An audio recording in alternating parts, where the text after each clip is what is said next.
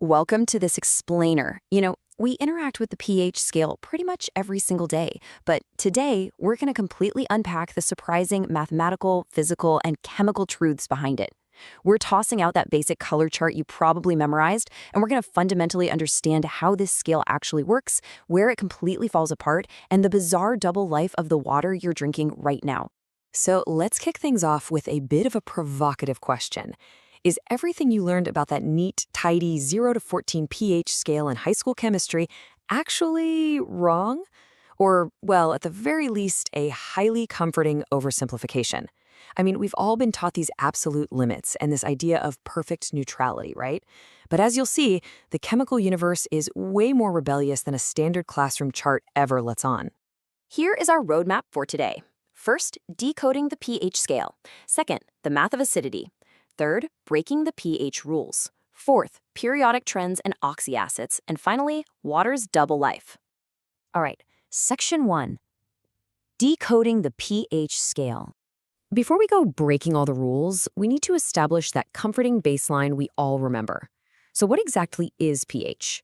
Basically, it's an abbreviation for the potential for hydrogen or power of hydrogen of a substance. But this isn't just some abstract lab concept. Measuring this power of hydrogen is absolutely crucial for everyday things, from medicine ensuring our bodies are functioning right, to keeping water treatment facilities running, and just a ton of other vital applications.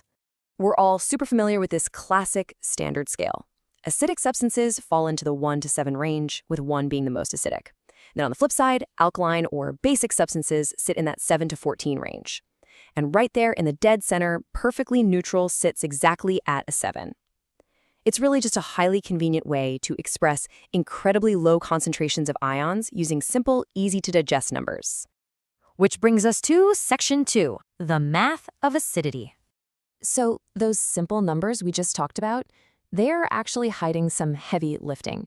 The underlying math kind of changes everything. pH equals the negative logarithm, base 10, of the hydrogen ion concentration. The really crucial takeaway here is that pH is fundamentally a dimensionless quantity. We're essentially taking these incredibly tiny, awkward expressions of concentration, like 0.0001, and converting them into a single, clean number. And because we use a negative log, a larger pH number actually means a smaller concentration of hydrogen ions. It's a bit backwards, but it works.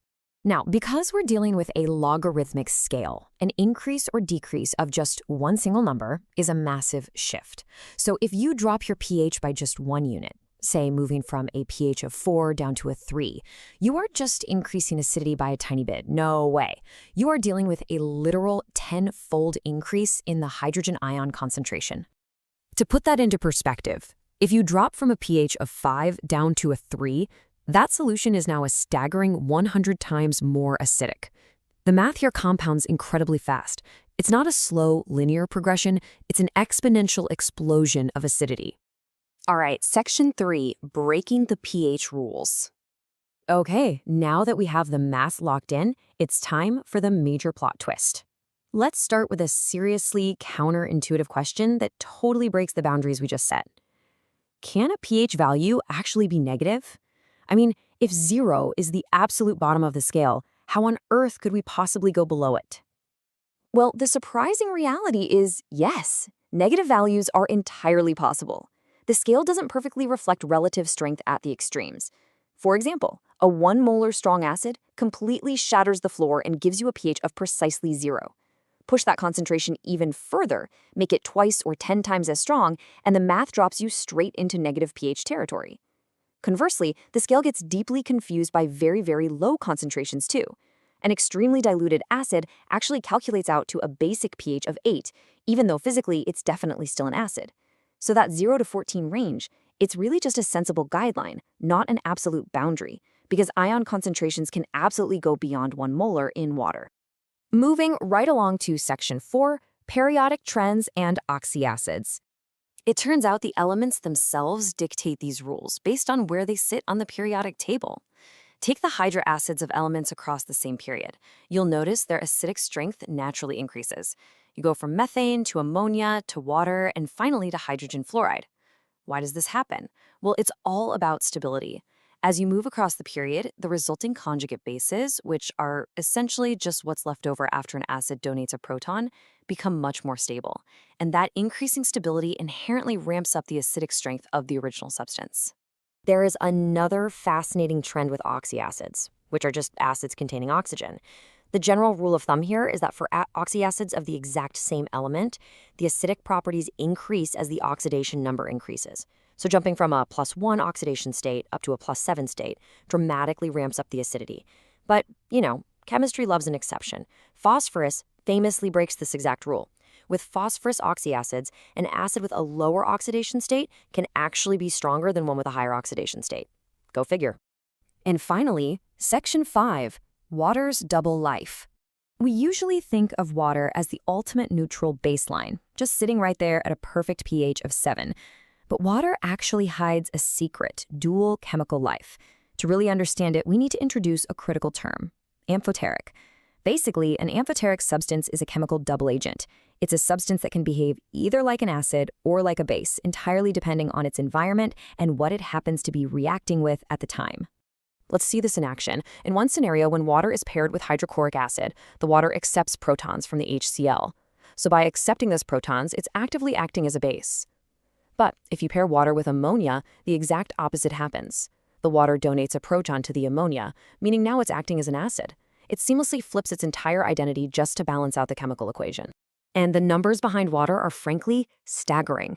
The molarity of water is 55.55 moles per liter, and its ionic product, or pKw, is exactly 14, which, as we know, anchors our whole standard scale. But get this, at room temperature, only about 2 parts per billion of water molecules actually dissociate into ions. Let that sink in. 2 parts per billion. Yet that minuscule dissociation, literally a drop in the bucket, forms the entire basis of the pH scale we use globally. Oh, and interestingly enough, those constants, the pKw, pKa, and pKb, stay exactly the same whether the water's final solution ends up acidic, neutral, or basic. Now, because of all these crazy limitations and exceptions we've talked about today, the negative pH values, differing solvents, and the rule-breaking acids, chemists actually proposed a new model back in 2010 called the Unified Absolute pH Scale. This newer scale doesn't just rely on water as a baseline. Instead, it measures different pH ranges across varying solutions based on a common proton reference standard, specifically the absolute chemical potential of the proton. And the really cool part is this allows it to be applied not just to liquids, but to gases and, remarkably, even solid materials. But even with these unified scales, chemistry still leaves us with a profound mystery.